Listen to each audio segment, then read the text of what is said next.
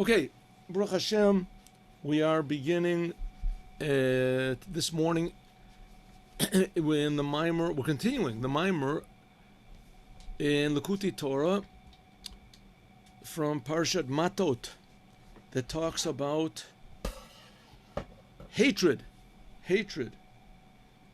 How hatred, brotherly hatred, is this one of the big sources of all of our problems. That's what got the Second Temple destroyed. That's why we're in exile for almost 2,000 years, because Jews hate each other. They hate each other naturally. It's a thing that has to be overcome. And why do they hate each other naturally? Because every Jew has a job in the world, a responsibility, and they feel responsibility. Every human being has, but the Jews have a double, triple responsibility to make this world, to improve this world, to make it holy, to make it different than it is, to reveal something in the world that's not being revealed. And everybody knows they're not doing their job to the utmost. They feel it deep down, whether subconsciously or subconsciously or subconsciously, but it's there. A feeling that we're not really doing what we're supposed to be doing in this world. We're not fulfilling our potential. That's what Moshiach will do. He'll bring out the good potential in everybody. But until then, so everybody senses that there's something wrong. So now you have two choices. Either you can improve yourself, or you can knock down the other guy. There's a story that's told about the fourth Rebbe of Chabad. His name was Rabbi Shmuel, and he had two sons. One of them was Shalom Dovber, and the other one was Aaron. And Rav Aaron, he was older, and he was also bigger. He was also higher, bigger, taller. And Shalom Dovber, he was shorter, smaller. So one day, the smaller one, who he was in fact going to become the next Rebbe after his father passed away, smaller one, he somehow arranged that his brother would stand in a lower place, like in a hole. Maybe they dug a hole or something in the backyard. I don't know exactly the details, but he said, "No, I'm taller than you." And his father commented to him, if you want to be taller than someone, you don't lower the other person. You have to raise yourself up. So we have a choice. You see somebody else that has some good quality that you don't have, or some different quality that you don't have, or at least he doesn't agree with you 100%. So there's a natural tendency to want to, that you're disturbed by him. You don't like the other person's presence. He's different than you. And he reminds you more of, also, even more, he reminds you somewhere down deep of your own shortcomings. Well, I don't know if that's really psychologically what goes on, but the fact of the matter is it goes on. And that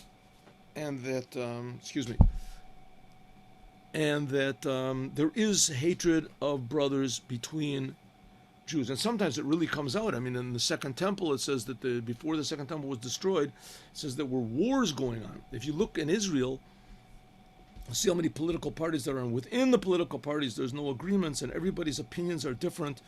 And instead of learning from the other person and appreciating the other person, so you want to knock the other person down. And this is a big problem among the Jews. That's why it's almost ludicrous, these people that say that the Jews have this big plan. They're all the Jews are all together. They're unified to take over the world or something like that. If you look and you'll see, the Jews, two Jews cannot get along. You're going to say all the Jews have the same. Okay. So now we have our problem. And how to get rid of this problem. The Rebbe is not coming to tell us, just how bad the other guy is. He's coming to tell us how everyone has this problem, every Jew. And in fact, not only do we have the problem, but that problem of hating others that's what's keeping in exile, in GOLOS. So we have to somehow or other get rid of this. And this is not only by non-religious Jews, and it's not only by non-Chabadniks, and it's not only by older people or younger people. This is something which everyone has to deal with. And that's what the rabbi said, that in the first temple, when it was destroyed, that was revealed their sins, so the end was revealed. They were only in exile for 70 years because their sins were like really obvious ones. Idolatry, the murder, it says, licentiousness, not learning Torah.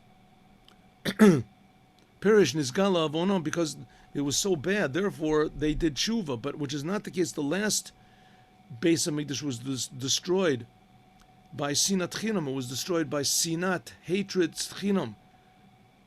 Empty hatred. Baseless hatred. What does it mean, baseless hatred? It's based on just the fact that I exist. Because I exist, therefore I hate anybody who doesn't agree with me, who makes me feel uncomfortable. Sinat Chinam. Shekol echad, that every place, Mateat Atzmo, everyone fools themselves. She'ein ze avon gomer. It's not a big sin. Okay, therefore, therefore, the end, they can never find a solution.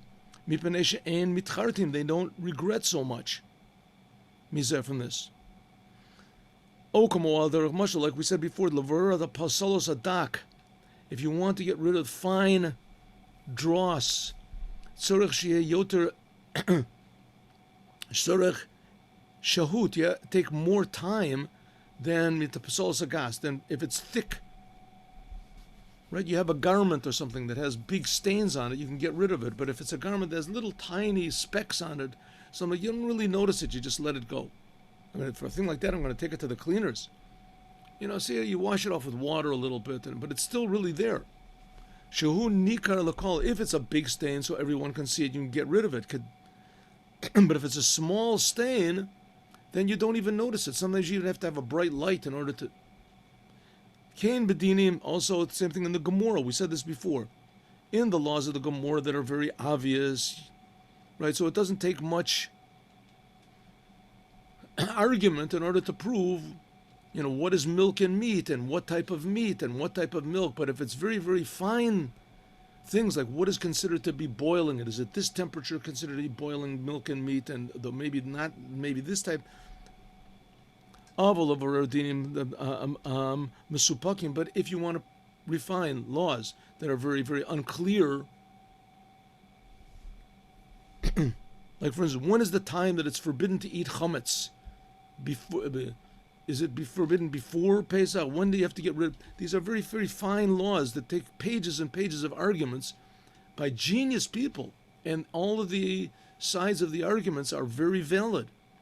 But nevertheless, in order to really come to this final conclusion, because it's so difficult, it takes a long time. So one reason is because people simply deny they have a problem at all. And the other reason is this idea of hating other people. It's such a fine blemish that we don't pay any attention to it.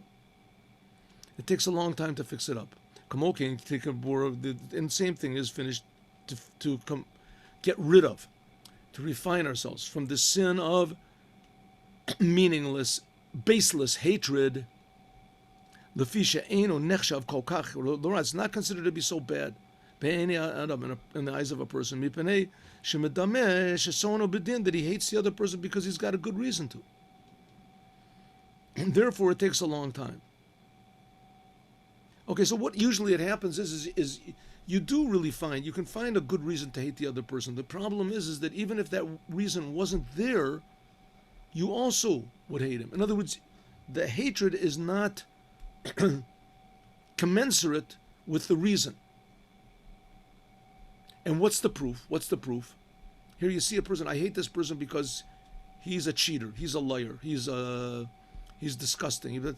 But if you would do the same thing, or if your boss would do the same thing, or if there was someone that was going to donate a lot of money to your yeshiva or your institution, a rich person, right? And he would do the same thing, you wouldn't mind it so much. So in other words, the actual sin is not such a big thing.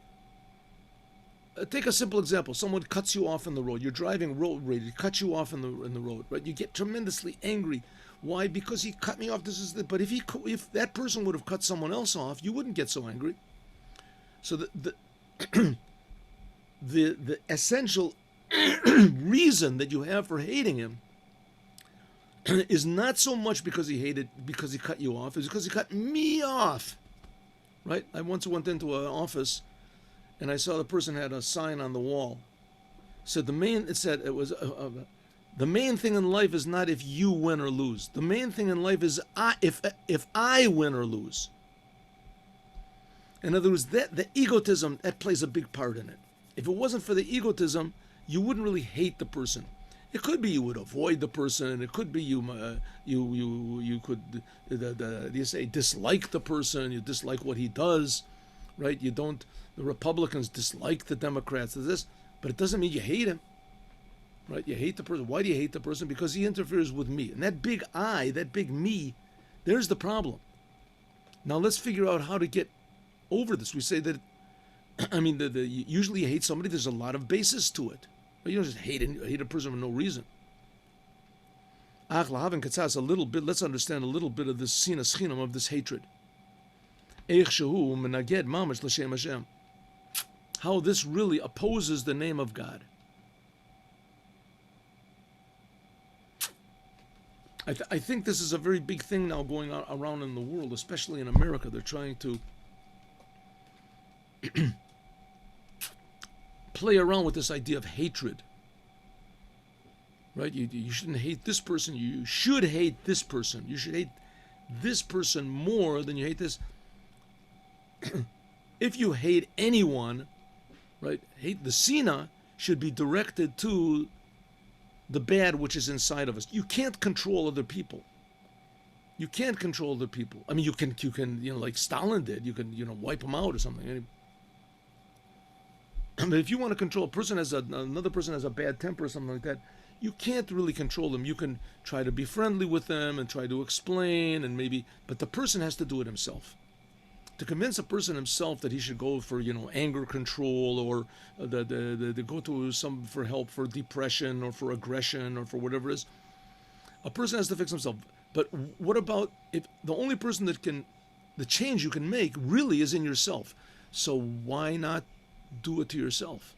If you want to be active and react to anybody, it should be to your own faults, not to somebody else's faults. And 99% of the time, the only way you can really get rid of your own faults is by tempering your egotism. And the only way you can do that is by realizing that there's a creator. Your ego is not total reality, that God is creating. We're going to see. So there's this thing of meaningless hatred. You hate the bad in the other person. Why don't you hate the bad in yourself? Why not? Because you make all sorts of excuses. So make excuses for the other person also. Let's see. Inyan, the Shem Avaya, this name of God, Nikra al Shem, Shemahavim Enlish. It's creating everything, something from nothing.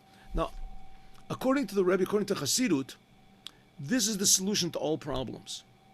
The solution to all problems. If people really, truly realize what God is, and that they're being created, and that God helps us, and He loves us, and He provides for us, and He wants us to change ourselves.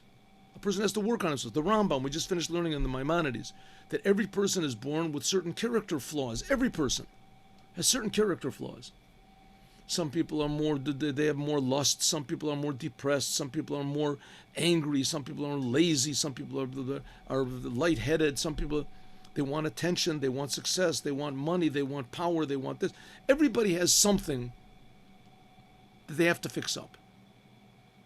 Everyone, without any exception. It says the Rebbe, the only way you can really fix it up is by stopping making excuses. Number one, and number two, you have to know what's wrong and what's right. If a person doesn't have any idea what's wrong and what's right, that's then communist Russia, they say you're a communist, you're 100% Okay, right? You believe like me, you're in my religion, right? You believe in this person, you believe in this, then you're all right.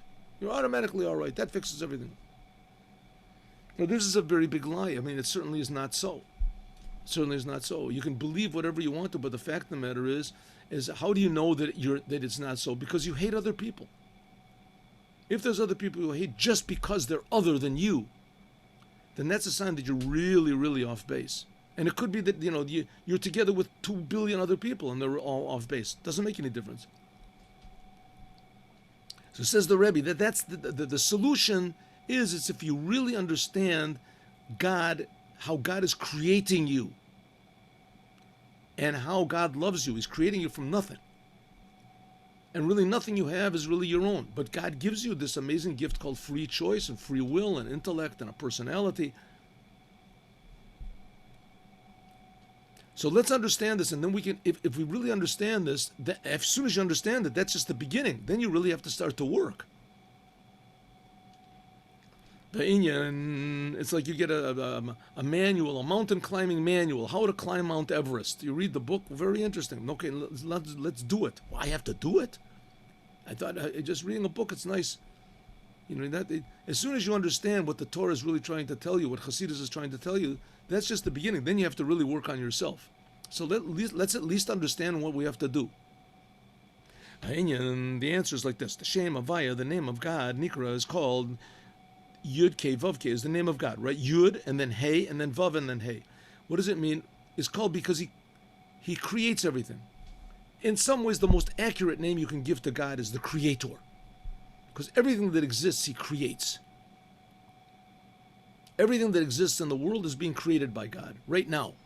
Not just that He created it the 5,000 years ago, 5 trillion years ago, which is also true. He also did. But the fact is God is creating everything right now. God, that's God's name. God's name is the Creator. He's creating right now. Everything. Hine, you do it's known, akusha, known the question. As soon as we start to understand this, then we'll at least have an angle that we can approach, we can recognize first of all, and then we can approach and fix up our own hatred of others. Hine yadu, it's known the question, Lama nikrahit havud me'ayin liyesh. Why is the creation of the world in all the books of Chassidut, Kabbalah, it's called that the world is created something from nothing. Something from nothing. Yesh me'ayin, right? Me'ayin, from nothing comes something. In other words, the world is being created from nothing. So what do you mean the world is being created from nothing? That the world is being created from God. God is the true existence. The world is really nothing. The world really, in fact, doesn't really exist. So why do we say that the world is created something from nothing? I think in Latin it's called ex nihilo or something. From nothing. That's how we describe the creation of the world as being created yesh me'ayin, something from nothing. Halo Arab, exactly the opposite. Hu yisbrecha yesh emiti. God is the true existence. Right? God existed before there was time, time is just a creation. In fact, kula kamei, everything in front of God, kalo chashiv, is considered like nothing. V'ayin ve'efes mamish, and it's really just a big zero. Like the hole in the donut.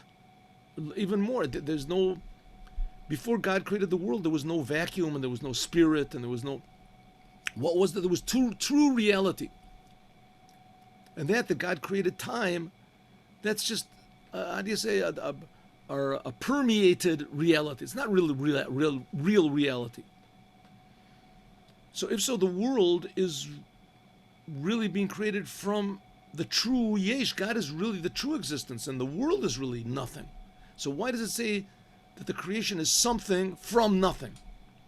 Because that God, the Infinite One, so just as His name, that God is called Ein Sof, without an end. That's also God. Ein lo techila, God has no beginning and God has no end. L'chach, therefore, Sof means an either end, right? Either end, either the beginning or God has no end and God has no beginning. Lokach, therefore, I mean, we can't comprehend such a thing like this. But that's the fact. Lokach, therefore, this is the God of the Jews. Lokach, therefore, Keshahaya, Tzorech Liotam Shachas, or in order for God to create the world, he's a Nivroim, Bali Gvul, limited creations, angels and worlds and planets. God could not create the world cause and effect.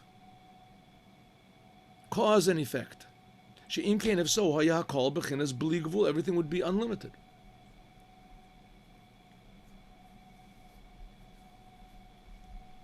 But in order to make something limited, you can't take infinity and make from infinity something limited. But no matter how you tone down the infinity, a little bit of infinity is infinity. Ella, so how did God create the world? If so, if God is really infinite in all aspects, then how did He create me and you and this world? Here we look outside, there's trees and things like that. Ella, tzorech liot tzimtzum atzum. There has to be this amazing process which is called the contraction, tzimtzum. God, so to speak, concealed Himself. He contracted Himself. He hid Himself. He articulated Himself. He changed Himself. Whatever you want to say is not really proper because God can't change Himself and He can't. You can say He revealed His power of limitation. God did this thing which is called, in the Bible, it's called God's speech.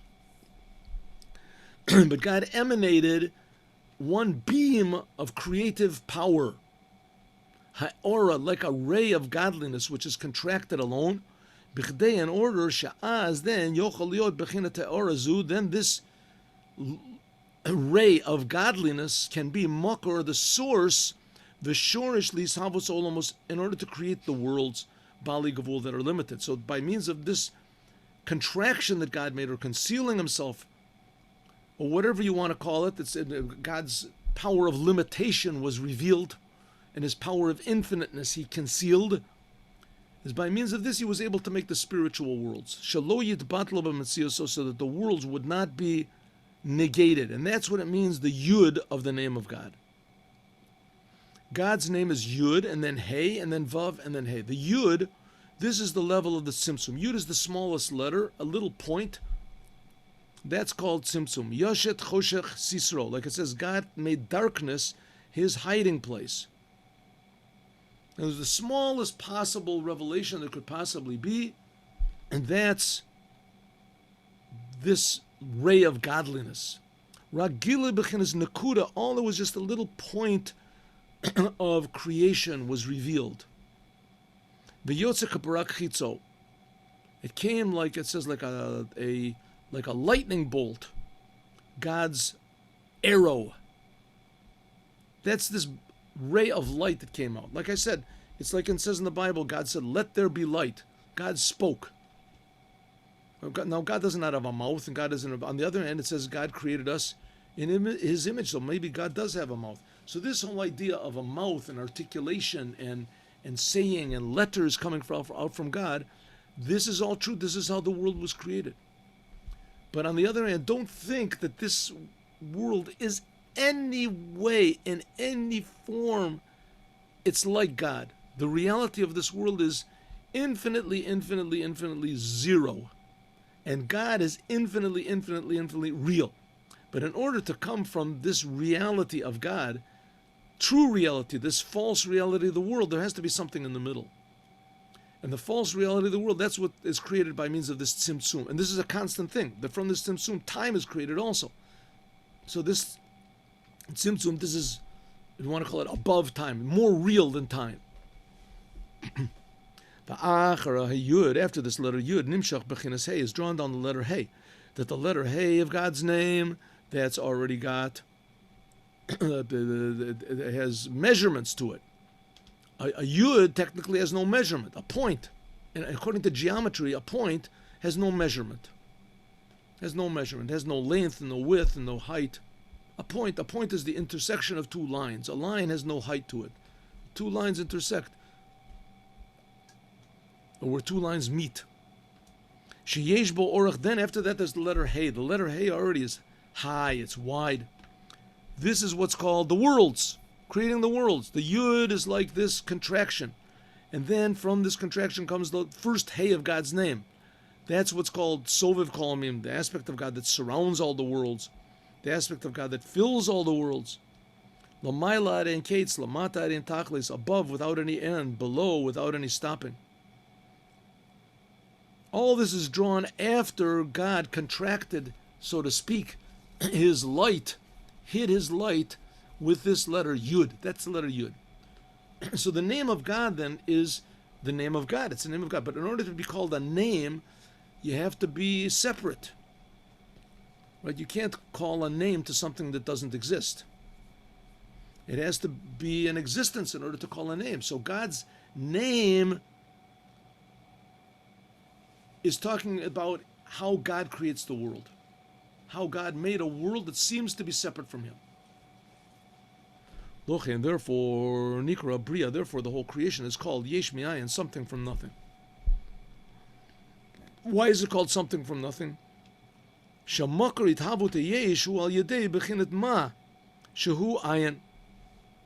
Because in order to create the world, which seems to us to be real, and we have to say the world in a way is real. I mean, it says in the Bible, don't steal, don't kill. So God is obviously commanding somebody. So we do sort of exist.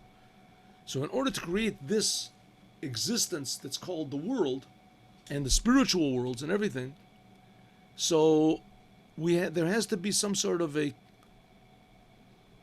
connection between a different type of reality. So we have God, that's the ultimate true reality, and there's nothing except for God. And then God wants to create this world. So how does he do it? He has to dim down his true reality. Like in the movie theater, you dim down the lights in order to shine the movie. Now the movie in the movie theater is just made from light. And in order to see this movie, though, you have to turn down the big light in order to see the small light. So the same thing, God has to, so to speak, dim down his infinite true reality. And this process of dimming down, that's the letter Yud of God's name. That's represented by the letter Yud of God's name. And this letter Yud is incomparably nothing in comparison to God's reality. And that's the nothing we're talking about. So God is infinitely real, and he creates this letter Yud in this little contraction, and that little contraction, that's nothing. And from this nothing comes the world. So therefore we say the world is a something from nothing. Yesh mi'ayin. Shamakar itavoti yesh, that the source of the creation of this world is by means of mashu ayin, which is incomparably nothing in regarding to God's essence. Shalamayla b'chinas tzimtzum, which is much higher than this contraction or dimming down or the letter Yud and etc. Look what it says in the Divrei Maskil. It says Vayar Yisrael. V'zeu she'omer Rizal. That's what the rabbis say. Kabriyasa shel olam. It says the creation of the world. The creation of the world. How did God create the world? First, he had dark. It was evening and it was morning one day. That's why in Judaism the date on the calendar starts from sunset. Right? Shabbat begins when the sun sets. It doesn't begin at 12 midnight or when the sun rises. Right? In the non-Jewish calendar, 12 midnight, that is what divides between one day and the next day. The day begins at 12 midnight. In Judaism, it doesn't. The day begins when the sun sets. Why? Because that's how God created the world. God created the world. It says, first, Vaye Erev Vayi Boker. Bereisha Chashicha. First of all, there was darkness. Hu Bechinas at Tzimtzum. This darkness is this contraction that God, so to speak, contracted himself, his light. He concealed whatever it was. Nevertheless, this contraction, this is look in the Zohar from bigger, more explanation. V'hadar, and afterwards Nahora, afterwards there was light. This is the level of Hispashtus, how God spreads out this light. Like we said, that's God speaking that creates the world. V'hine tzimtzum Hispashtus, this idea of God contracting his light and then making a new type of light and spreading out this light. So contraction, hiding and revealing, Haim Beit Midot. These are the two different aspects of God, and they're opposite. There has to be something that'll join between these two together. By something which is higher than both of them. And this is Hamshachas Or Ein Sof, the Kamei Cheshilcha Ka'ora. So we have God made this contraction, he concealed himself, and then there's this revelation. How did from this, if God wanted to hide himself, so that's it, just hiding. All of a sudden God wanted to reveal a new type of a light. That's the opposite, right? On one hand, God wants to conceal himself, so that's it, lights out. And now it says, no, I want to reveal myself, so lights out. What's going on? In order to make this change from this concealment to a new type of revelation, there has to be something higher directing this whole entire process. And what is that? That's from the essence of God himself, Or Ein Sof, that in front of God, darkness and light is the same thing. This idea of darkness and light, this is only relevant in the levels of the creation of the world. But before the world was created, Kodem Shenivra Olam, it's not relevant to say there's a darkness or a light. So therefore there has to be, in other words, all the time God is directing this whole entire process. So God conceals over himself, and then God makes a revelation, but it's a different type of a revelation of himself. But we have to never forget that God himself is directing everything that exists. So here we are in the world, me and you and the flowers and the trees and the stars and the things and the angels, all these things, we're all being created all the time, and we're being created from this nothingness, this letter Yud, which is a total concealment of godliness. So a person can say, well, I'm pretty far away. I thought I was like really insignificant. Now I realize I'm not insignificant. I'm really nothing. Like they say, the joke, the man comes into the psychiatrist, and the psychiatrist checks him up and he says, Mr. Jones, you have not got an inferiority complex. You really are inferior. It's the same thing. It's not that we feel like we're nothing. We're more nothing than we could possibly imagine. Says the Rebbe, never think that. Never think that. True, I just explained to you that God, who is true reality, he concealed himself. And from this concealment, which is like a non-reality, if you want to call it, it's an empty nothing, right? From this non-reality where God is totally concealed, from this comes out God's speech, and he creates the world, which that's even a lower type of reality than this little Yud. So, but you have to know that this whole entire process is being directed by God. From this, because God himself is doing this whole process, so that enables us to unite these two opposites of nothing and something. Or sometimes it's called Chachma and Bina. Chachma is the letter Yud. Chachma is like inspiration, faith, right? Something that makes us go out of ourselves. That's the letter Yud. Hey is understanding, right? Chachma, Bina, Dat. Chachma is faith, surrender to something above us. And Hey is understanding, making ourselves bigger, grasping. From this, Nasa train Reim Delo Misparshin. They become two friends that never separate. So in other words, this whole idea of God's concealment and God's revelation, they always have to be joined together in order to create the world. Even though that really they're two opposites, v'nikra ayin v'yesh, they're called nothing and something.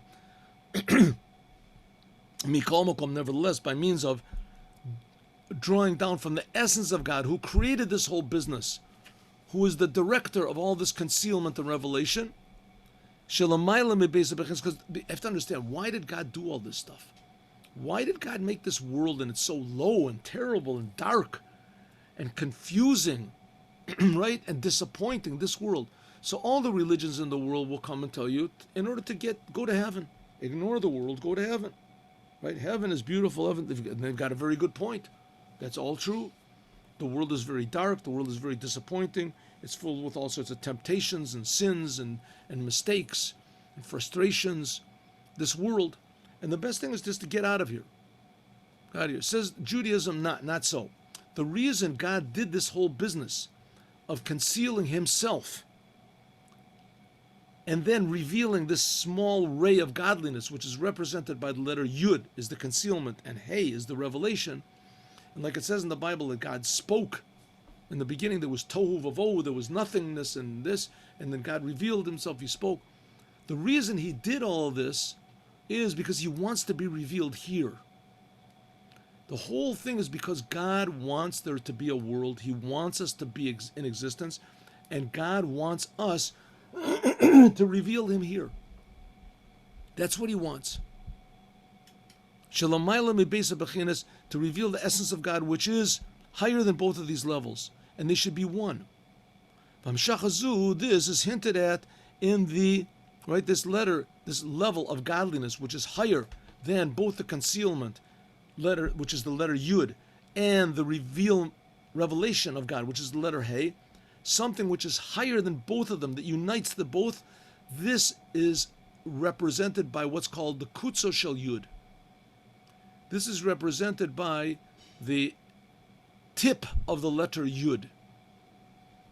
Now it's a little bit hard to illustrate this over here. Let's see if we can get a picture here. Let's say here is the letter Yud. See, we have, let's say this is a Yud, right?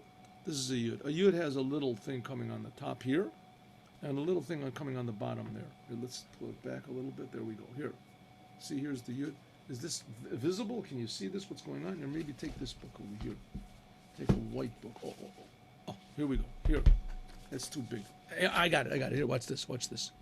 Here is, let's say, the letter Yud. The letter Yud has a little thing coming out here, and a little thing coming out here. That's the letter Yud, right? It has a thing coming over here. By me, it's opposite. Here, and a little thing coming over here, right? So that's what the letter Yud looks like. Look in your Hebrew book, and you'll see. The letter Yud is like a sort of a box, and it has a little sort of a point coming over here, and a little point coming on the bottom.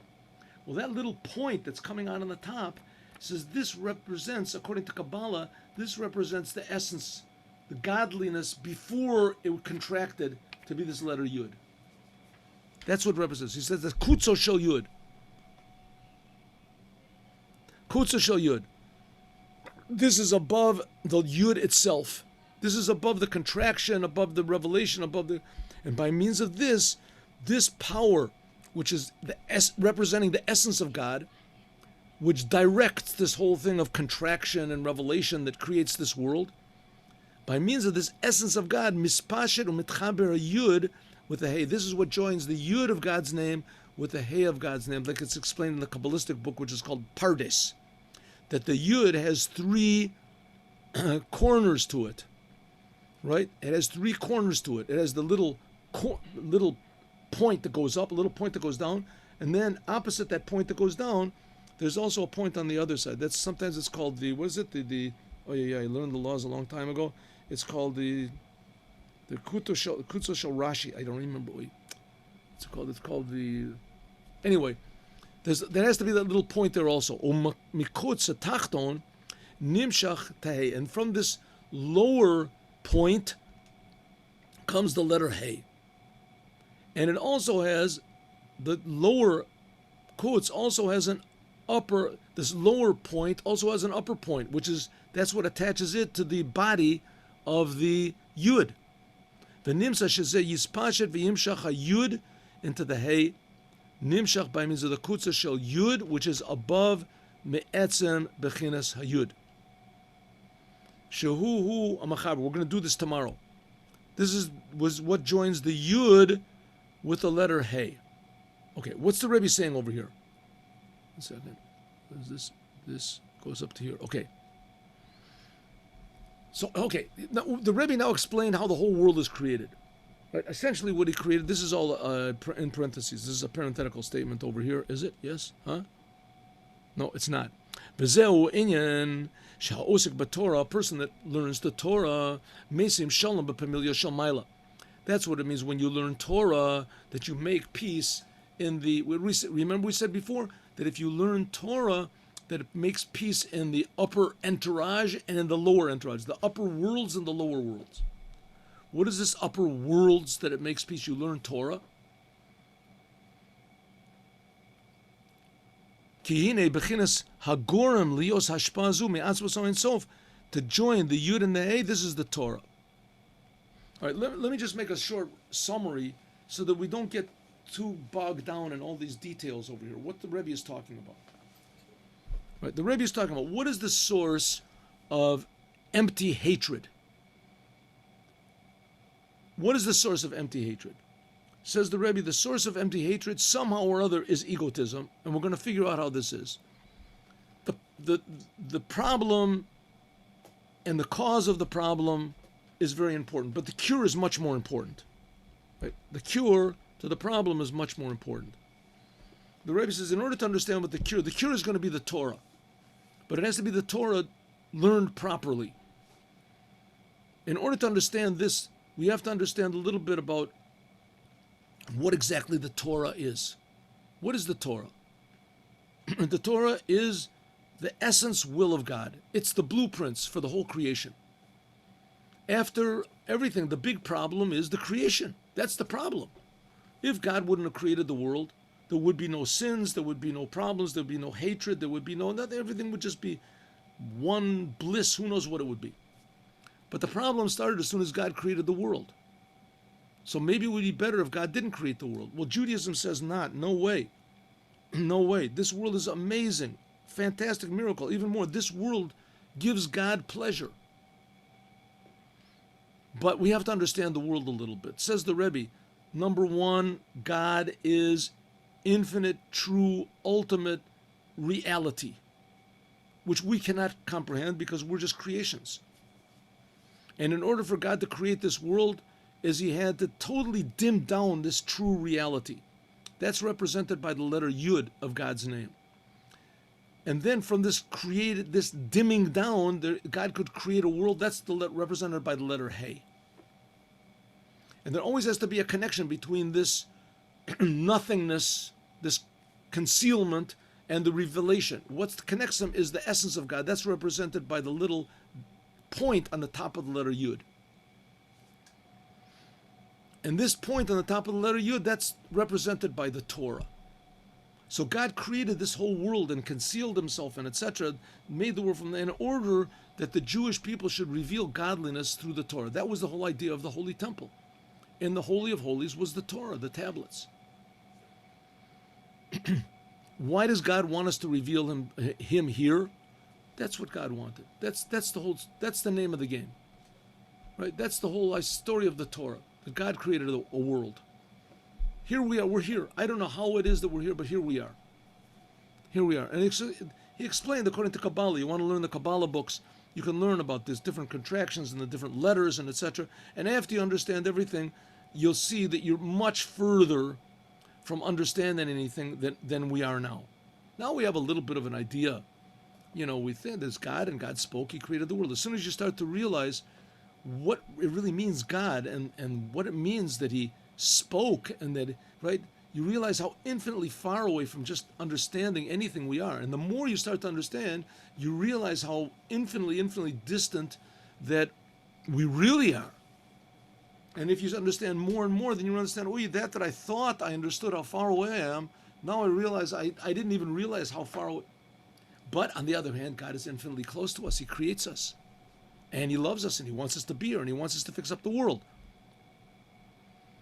And that's the whole idea of taking the Torah properly, and this is what's going to be the cure for this hatred. This hatred. As we'll talk about more, God willing, tomorrow.